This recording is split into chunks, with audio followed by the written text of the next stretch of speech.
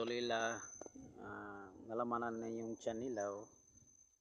Tsaka buntis na rin tong itim.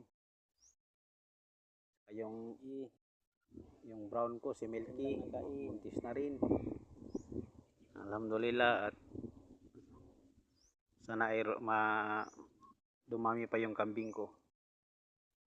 So, ayun lang po. Syukran.